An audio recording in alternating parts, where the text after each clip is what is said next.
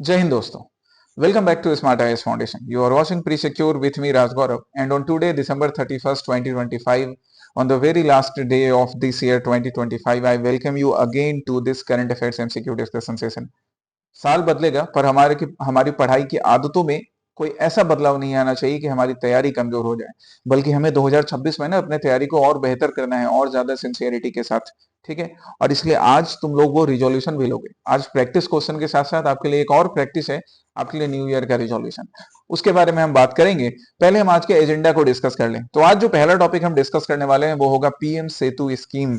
PM Setu scheme जो news में रहा, इसका रेलेवेंस क्या है, किस डिपार्टमेंट से रिलेटेड है और क्या इससे पॉजिटिव चेंजेस आएंगे वो देखेंगे हम। The second would be Narsapuram crochet list.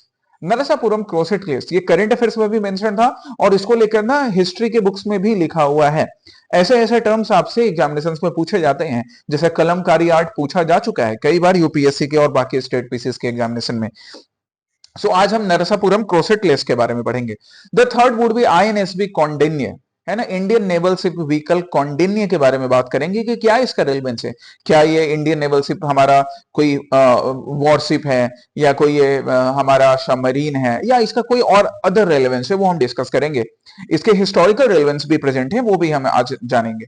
Fourth would be Pinaka multi barrel rocket launcher system. Pinaka भगवान शिव के धनुष से रिलेटेड है। पिनाका आज हम इसका क्या फंक्शन है और रिसेंटली भारत ने इस क्षेत्र में क्या डेवलपमेंट किया है वो जानेंगे।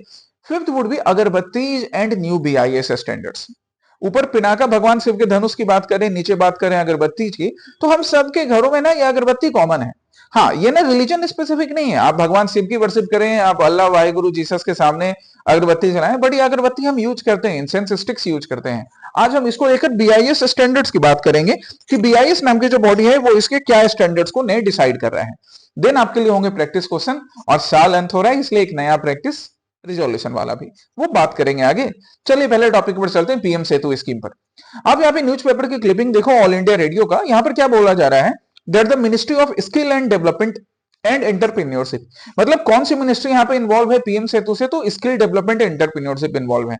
और वो क्या बोल रही है, it is inviting industry leaders to participate in PM Setu scheme. तो इस न्यूज़पेपर की क्लिपिंग से या इस न्यूज सोर्स की क्लिपिंग से हमें मालूम पड़ा सबसे पहले कि कौन सी मिनिस्ट्री इन्वॉल्व है, और दूसरा क्या कि it is inviting the industry leaders.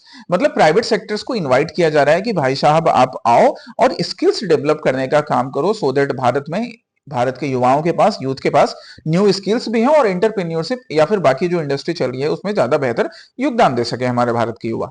ठीक है, चलिए अब उसके बेसिस पे हम पहला क्वेश्चन करते हैं। बाय द वे यहाँ पे इनकरेक्ट स्टेटमेंट ढूंढना है, ये याद रखिएगा। पहला स्टेटमेंट क्या है, that PM Setu is implemented under the ministry of education.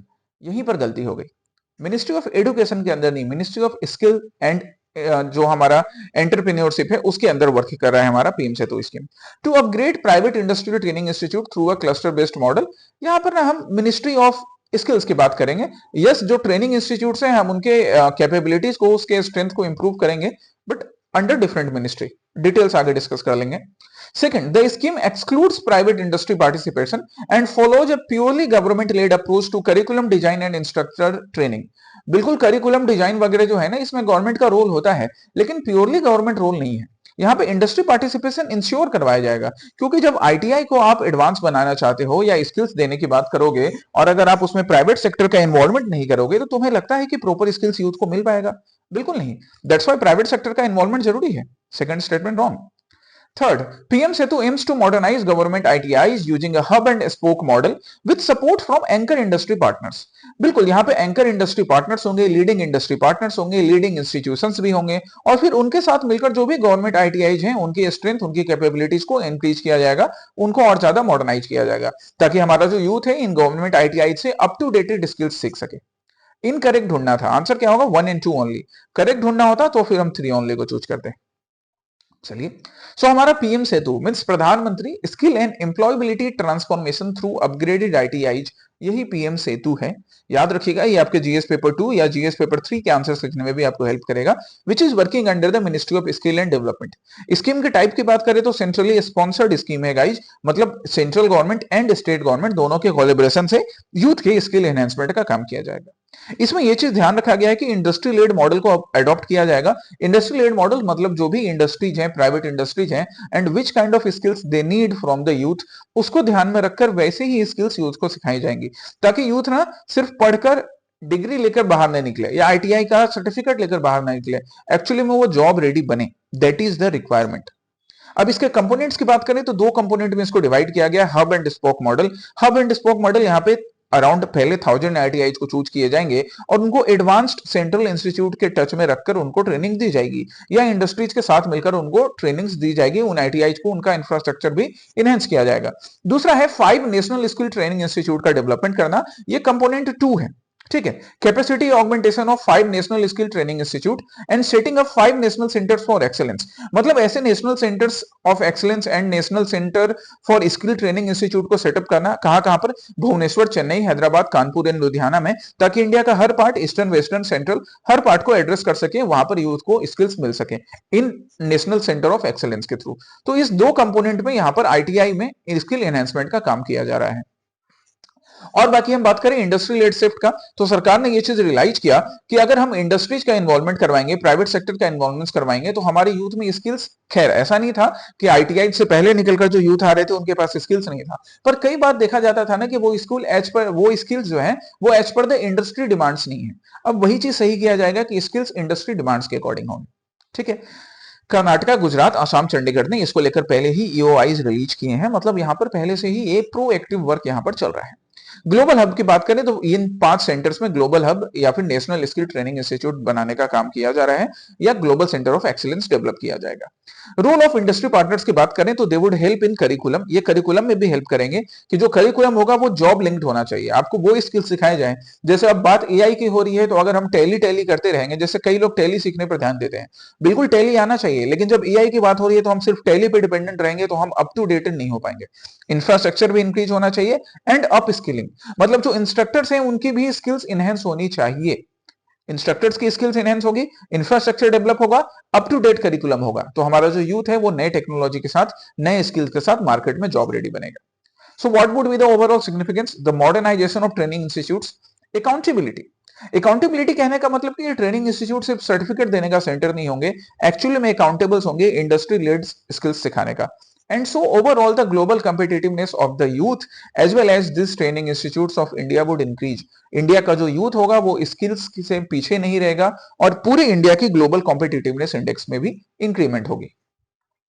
Second topic पर आते हैं नरसापुरम क्रॉसेट लेस पर। नरसापुरम क्रॉसेट लेस, आप यहाँ पे देख सकते हो अगेन डीडी न्यूज का एक update that honourable prime minister क्या बोल रहे हैं कि जो ट्रेडिशनल आर्ट्स है ना, they are empowering society as well as they are becoming a vehicle for economic progress. जैसे आप यहाँ पे एक वर्कर को या पे स्किल्ड वर्कर को देख सकते हैं, वो यहाँ पे अपने शोकेस कर रहे हैं, किस चीज को शोकेस कर रहे हैं? अपने ट्रेडिशनल आर्ट को। तो ऐसा कई ट्रेडिशनल आर्ट इंडिया के southern part, western part, eastern part, central part, northern part, हर रीजन में मिलता है।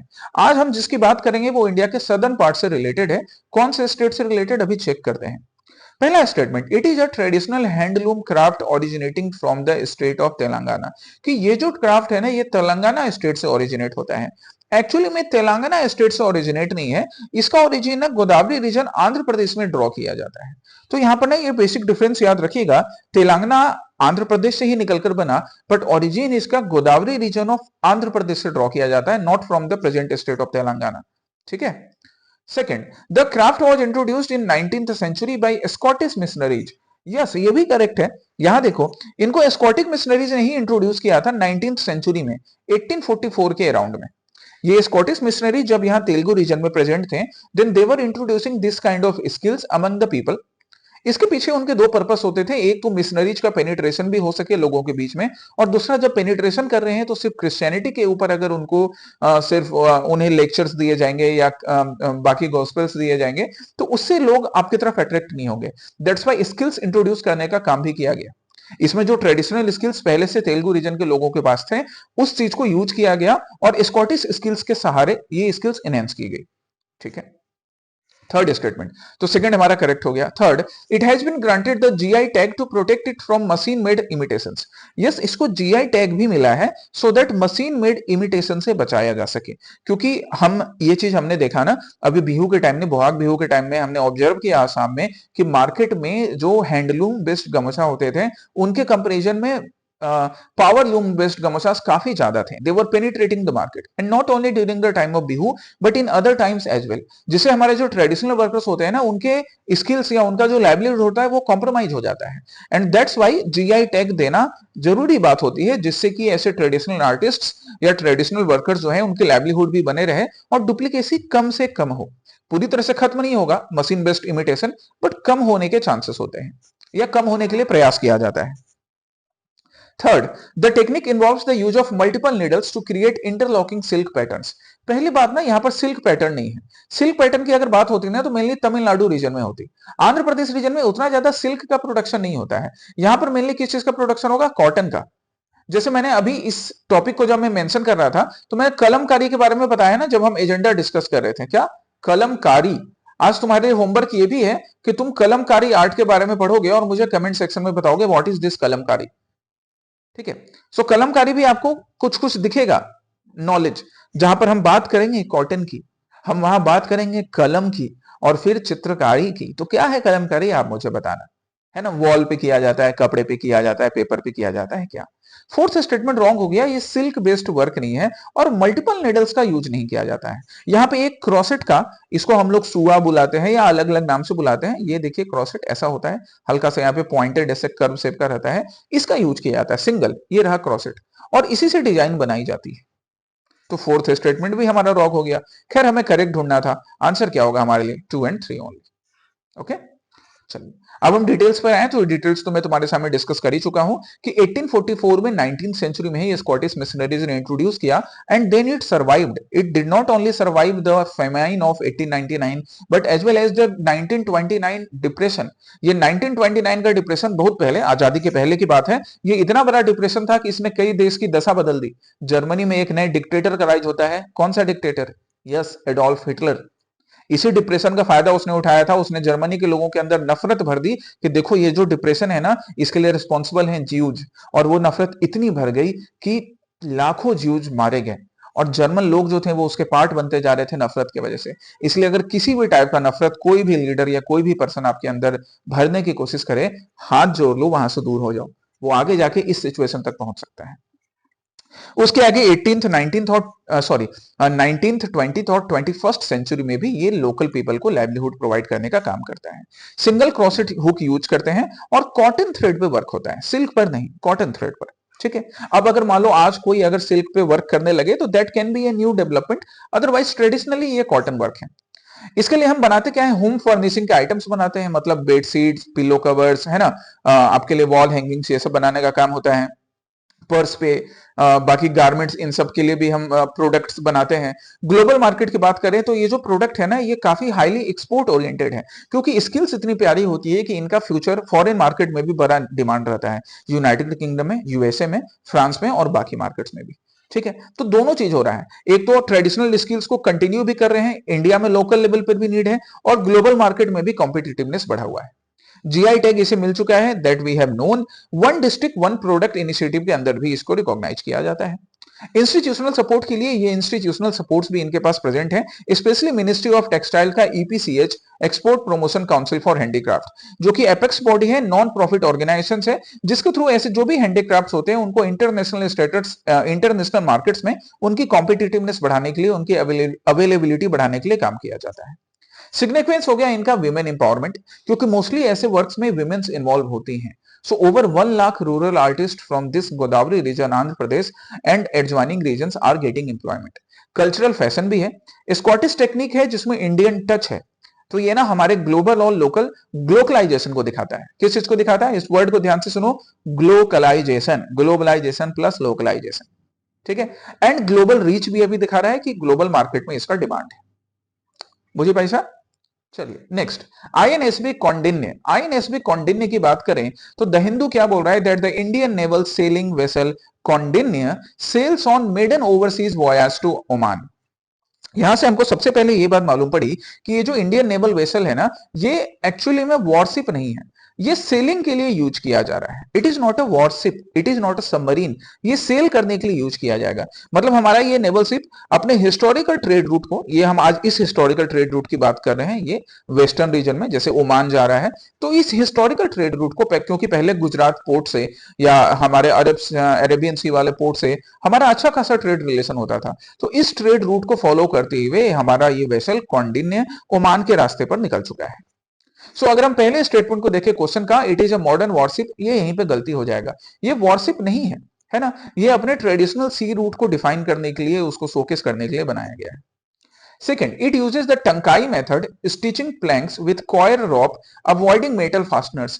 यस, ये स्पेशलिटी है कि ये जो शिप बनाया गया है ना आईएनएस कॉन्डिन ने, यहां पर ना मेटल फास्टनर्स यूज नहीं किए गए हैं, मतलब वो जो स्क्रूज होते हैं ना वो सब नहीं यूज किया गया है, यहाँ पर रस्सी यूज की गई है जो नारियल से बनती है, स्टिचिंग किया गया है, जो ट्रेडिशनल मेथड है गुजरात में स्टिचिंग करने का, हम उसको टंकाई मेथड बुलाते हैं, वो सारी चीजें यूज करके ये शिप बनाई गई है, याद रखिएगा ये टर्म्स।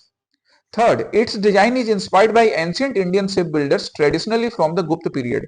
Yes, वैसे ये गुजरात से अपनी जर्नी स्टार्ट कर रहा है, पर गुप्त रूलर्स के टाइम में, जब गुप्त रूलर्स रूल करते थे, जिसके फाउंडर हैं श्री गुप्त या एक्चुअल फाउंडर है चंद्रगुप्त फर्स्ट, तो उनके टाइम में भी शिप बिल्डिंग ट्रेडिशन था। हालांकि बहुत ज्यादा ग्रो नहीं हो पाया, पर कुछ शिप बिल्डिंग ट्रेडिशन था, जिसके एग्जांपल हमें अजंता केव्स की पेंटिंग में भी मिलते हैं।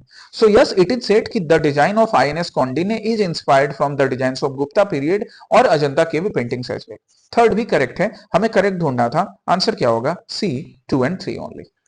बुझे, ये यहां पर आपका ट्रेड रूट दिखाया गया है, और यहां पर ये ओमान का मैप है, आप देख सकते हो गल्फ ऑफ ओमान या अरेबियन सी में किस तरह से ओमान एग्जिस्ट करता है। आईएनएस कौंडिन्य स्टिच्ड शिप है, ये चीज याद रखेंगे, कोई भी मेटल नेल या मेटल फास्टनर्स यूज नहीं किया गया है। 5th सेंचुरी अजंता केव, जो कि गुप्ता इरा के पेंटिंग्स या गुप्त इरा के टाइम्स में बनाई गई पेंटिंग्स है, उससे भी इंस्पायर्ड सॉरी, उससे भी इंस्पायर्ड है। So the inspiration is drawn from Ajanta murals. Murals मतलब the paintings which are done on the walls.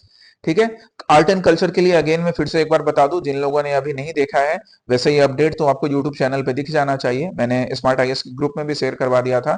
NCERT का जो मैं क्लास 11 और क्लास 12 वाला सीरीज चला रहा हूं आर्ट एंड कल्चर का, क्लास 11 मैंने पहले से अवेलेबल करवा रखा है, क्लास 12 की वीडियो का चैप्टर 2 कल मैंने यूट्यूब पर अवेलेबल करवा दिया है।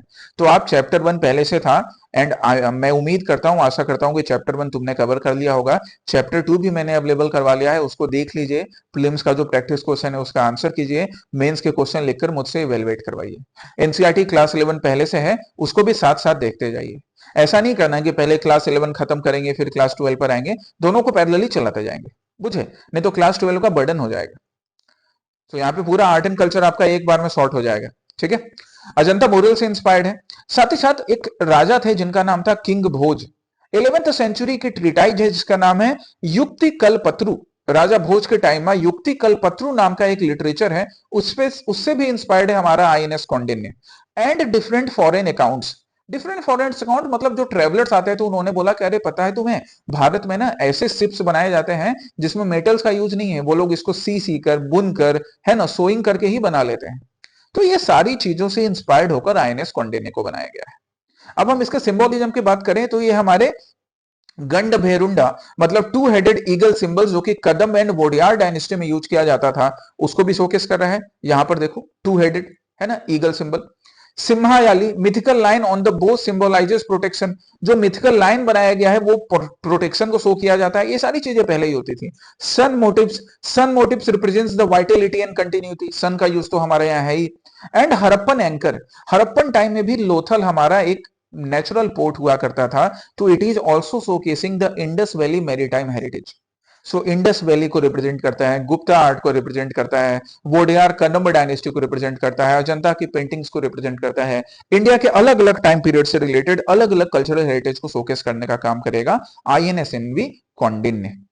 ओके, ठीक है। अब हम कौंडिन्य साहब की बात करें कि भैया कौंडिन्य कौन थे, ये नाम कहां से आ गया। तो कौंडिन्य एक्चुअली एक मरीन ट्रेवलर थे। लाइकली एक ब्राह्मण मर्चेंट थे। इनके बारे में एग्जैक्ट नहीं है कि ब्राह्मण मर्चेंट थे या क्या थे, पर कुछ लोग इनको इनके नाम के अकॉर्डिंग ब्राह्मण मर्चेंट मानते हैं, फर्स्ट सेंचुरी के। ही सेल्ड टू मैकोंग डेल्टा जो कि प्रेजेंट डे वियतनाम कंबोडिया में है, वहां तक ये सेल करके जाते हैं। वहां जाकर एक राजा को हराते हैं और क्वीन सोमा से शादी भी करते हैं। इसका मतलब ये मैट्रिमोनियल रिलेशन बना रहे हैं भारत और वियतनाम कंबोडिया के बीच में। ठीक है, लेगेसी इनकी किंगडम ऑफ फुनान में देखी जाती है। इन्होंने टुगेदर दे को founded the kingdom of Funan. जब ये कंबोडिया जाते हैं, किंगडम ऑफ फुनान भी एस्टेब्लिश करते हैं, जिससे साउथ ईस्ट एशिया का पहला इंडियनाइज स्टेट बन जाता है फुनान। साउथ ईस्ट एशिया का पहला Indianise states. Okay, just wait. चलिए, तो यहां पर आके ये क्वीन सोमा से शादी करते हैं और दोनों मिलकर किंगडम ऑफ फुनान एस्टेब्लिश करते हैं, जो कि पहला इंडियनाइज स्टेट था साउथ ईस्ट एशिया में। सिग्निफिकेंस की बात करें तो he is regarded as the first Indian mariner. ये फर्स्ट इंडियन मरीनर के रूप में इनको रिकॉग्नाइज किया जाता है, जिनके बारे में हमें काफी हिस्टोरिकल एग्जांपल्स देखने को मिलते हैं, right. And it is showcasing India's ancient soft power in which field, in the field of marine exploration. ऐसा ही मरीन एक्सप्लोरेशन करते हुए पुर्तगीज इंडिया तक आए थे, तो उनके आने से पहले भी हमारे पास मरीन एक्सप्लोरेशन होता था। खैर, इसके कई एग्जांपल्स हैं। चोल रूलर्स की जो पावरफुल नेवल आर्मी थी, वो भी इस चीज को सपोर्ट करती है। चलिए, प्रेजेंट के हम स्ट्रेटेजिक एंड कल्चरल सिग्निफिकेंस की बात करें तो इट सपोर्ट्स द प्रोजेक्ट मौसम, जो इंडियन ओशन रीजन में मरीन हेरिटाइम हेरिटेज को रिवाइव करने की बात करता है। इंडिया ओमान टाई को भी स्ट्रेंथन करेगा ऑब्वियसली। एंड हेरिटेज रिवाइवल, जो हमारा एंशिएंट इंडियन हेरिटेज रूट है, उसको भी रिवाइव करेगा। ये हमारे प्रेजेंट सिग्निफिकेंस हो गए। फोर्थ हो गया हमारा Pinaka multi barrel rocket launcher. Pinaka multi barrel मतलब यहां पर ना मल्टी बैरल्स होते हैं, एक साथ मल्टीपल रॉकेट लॉन्च हो सकते हैं। दुश्मन को संभलने का मौका नहीं दिया जाएगा और उस पर एक साथ मल्टीपल रॉकेट अटैक करेंगे। अभी ये पहले से यूज हो रहा है गाइज। इसका पहला यूज ना हमने किया था कारगिल में। कारगिल बेस्ड अगर कोई तो मूवी देखोगे, अच्छे से देखोगे, वहां पर आपको पिनाका रॉकेट का यूज दिखेगा। अब ना हम उसको डेवलप करते जा रहे हैं अलग अलग। इस बार हमने गाइडेड पिनाका, जो कि 120 किलोमीटर रेंज का है, मतलब काफी बढ़िया रेंज है ना। दुश्मन के एकदम अंदर घर में घुसकर मारेंगे, और घर में घुसने के लिए हम बाहर से ही घर में घुसकर मार देंगे रॉकेट लॉन्च करके। ठीक है, चलिए, पहला स्टेटमेंट।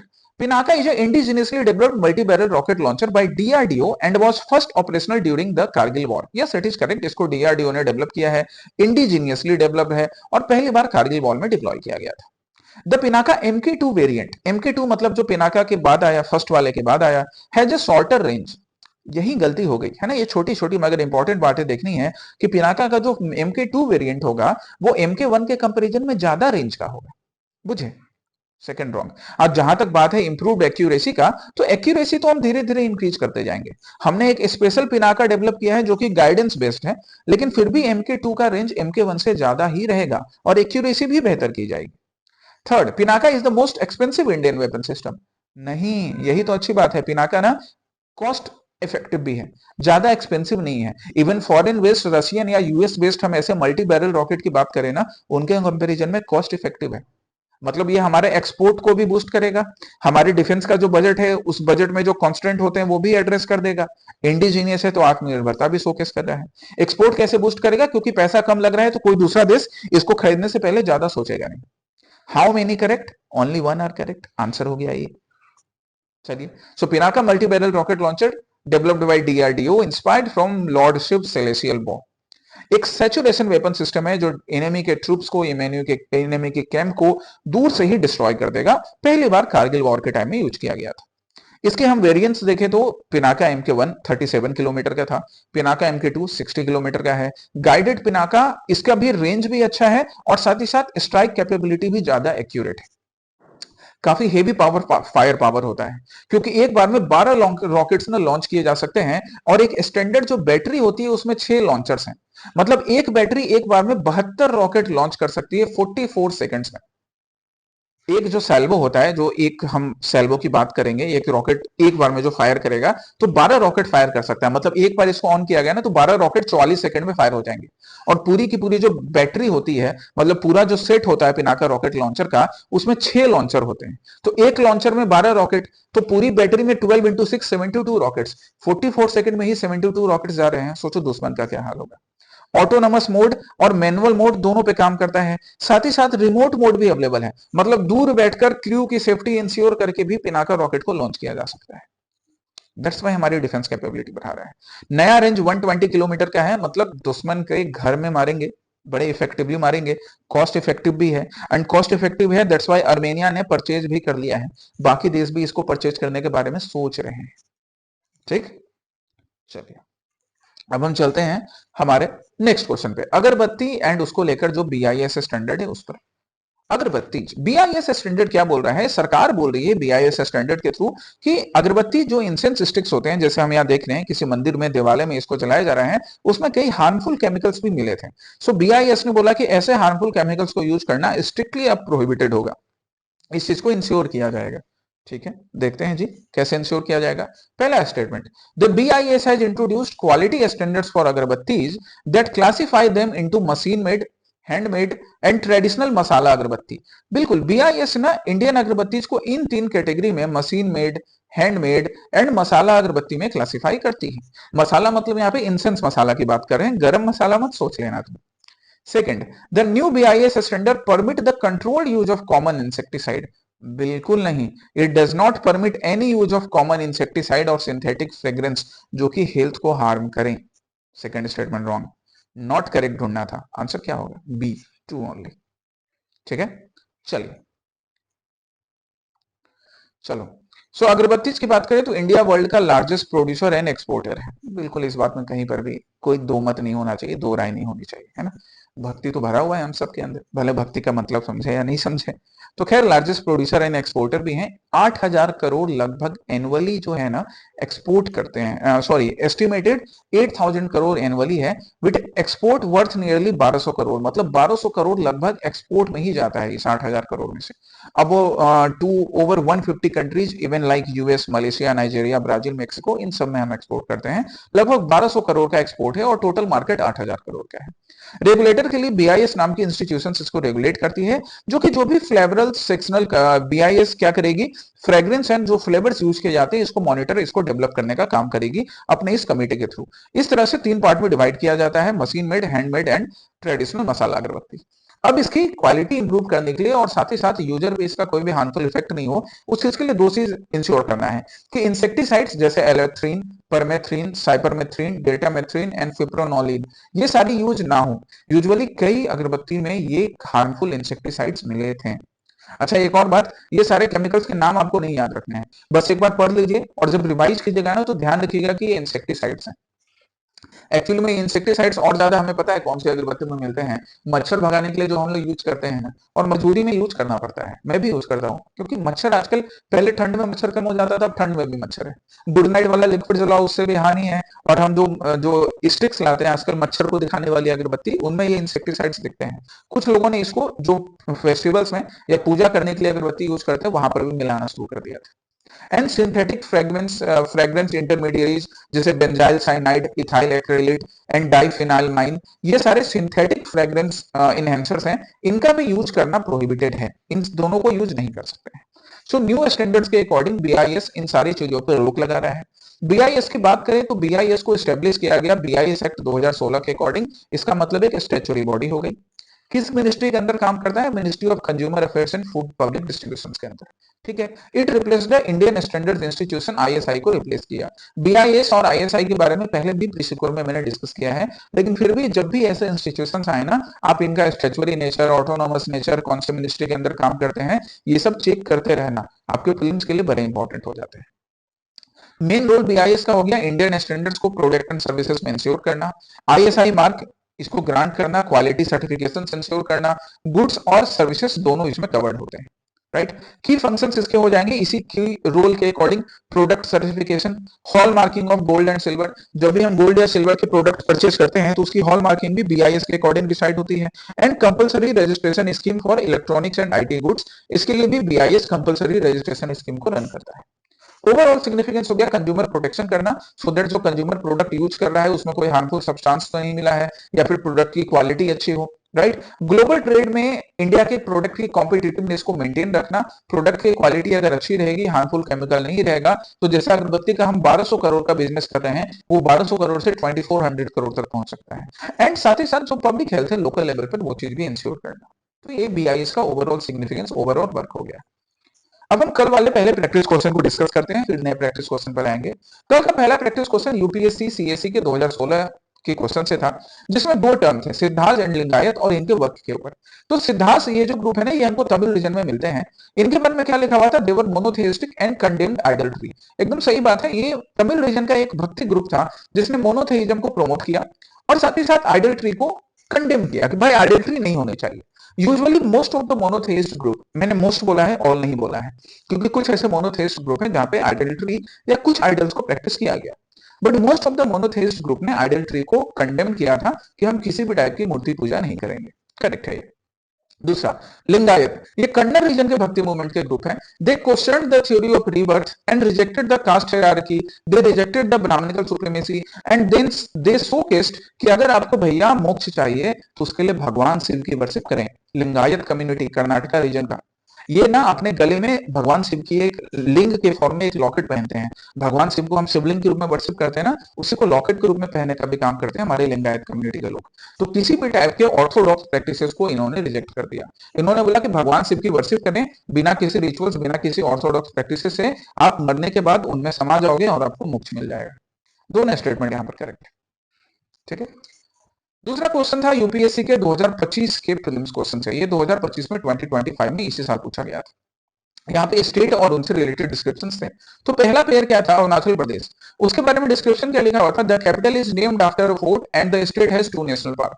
बिल्कुल, अरुणाचल प्रदेश में, अरुणाचल प्रदेश के कैपिटल ईटानगर में ईटा फोर्ट है, उसी के नाम पर इसके कैपिटल का नाम ईटानगर पड़ा। और यहाँ पे 2 national park, Namdapha and Mouling national park पड़ते हैं। तो पहला पेयर तो हो गया करेक्ट। दूसरा, Nagaland, the state came into existence on the basis of constitutional amendment. क्या सही बात है? एकदम सही बात है।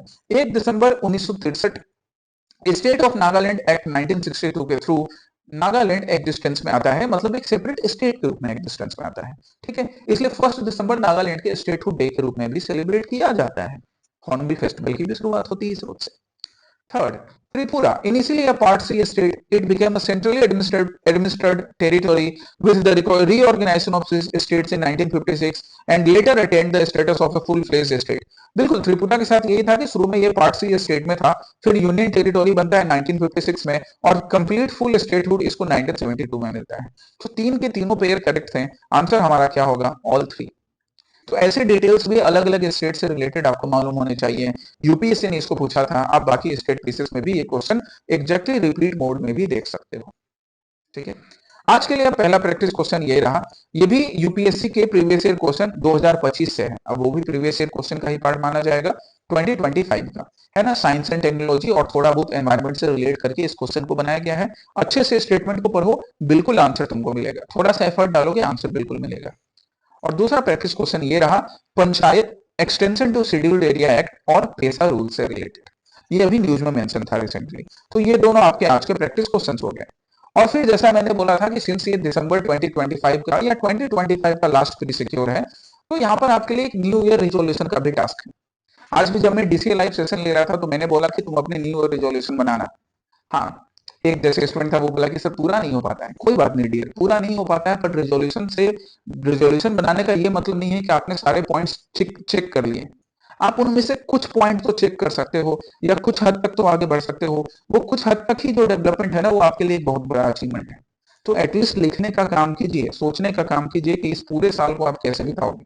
प्लानिंग अगर आप अच्छे से करोगे ना तो फिर उसका एग्जीक्यूशन भी धीरे धीरे किया जा सकता है। That is new year resolution. कोई भारी भरकम रिजोल्यूशन नहीं बना लेना है, लेकिन ऐसा जरूर बनाना है जो आपके पूरे अगले साल को डायरेक्शन दे। ठीक है, सो यही उम्मीद है।